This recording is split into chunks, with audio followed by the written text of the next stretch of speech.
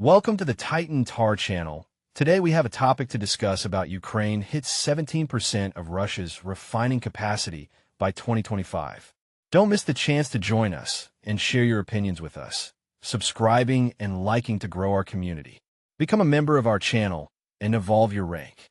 In 2025, the war between Russia and Ukraine entered a new phase as Kyiv intensified systematic attacks on Russia's energy infrastructure.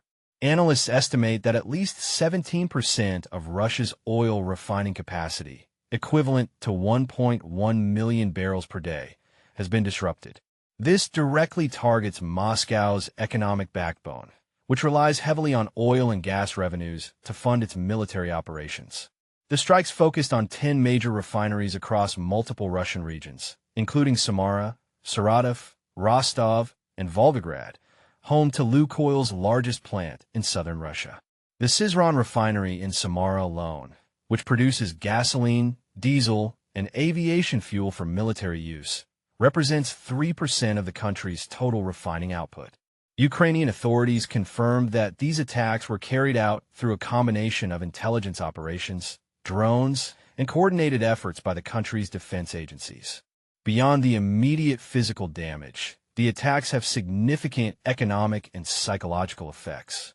The bombings expose Moscow's inability to fully safeguard critical infrastructure, even far from frontline areas. The impact on Russian civilians and businesses was swift. Long lines formed at gas stations across various regions and in annexed Crimea, while some localities introduced fuel rationing systems. Priority was given to organizations and essential services, leaving ordinary consumers facing increasing restrictions. Seasonal factors, such as heightened gasoline demand during summer tourism and agricultural activity, further intensified the strain on fuel supplies. The attacks also threatened Russia's international standing as a major oil exporter. Reduced refining capacity limits the country's ability to meet global contracts and may force Moscow to redirect fuel for domestic use, further constraining exports.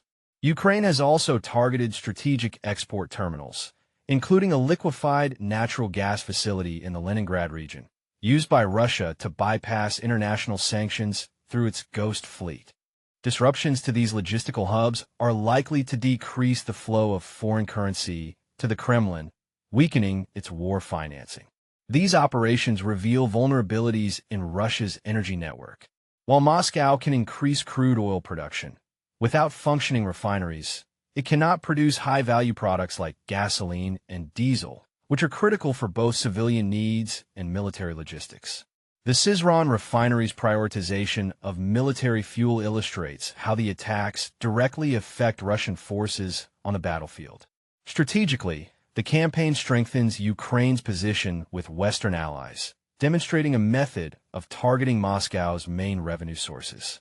For the European Union and the United States, disruptions to Russian oil exports could accelerate energy diversification efforts. However, the global market may face rising oil prices, affecting importing nations across Asia, Latin America, and beyond. Kyiv's shift in strategy from direct battlefield engagement to undermining Moscow's economic sustainability has medium and long-term consequences. With fuel shortages spreading and export capabilities constrained, Russia is forced to tap strategic reserves and adopt emergency measures. Experts warn that if Ukraine continues its campaign, as much as 25% of Russia's refining capacity could be compromised in the coming months. Such losses would not only strain Moscow's domestic energy supply, but also increase internal pressure on Vladimir Putin's government, highlighting the growing effectiveness of Ukraine's targeted energy operations. Don't forget to subscribe to our channel, like the video, and share it with your friends. Your interactions mean a lot to us and help us grow. See you next time.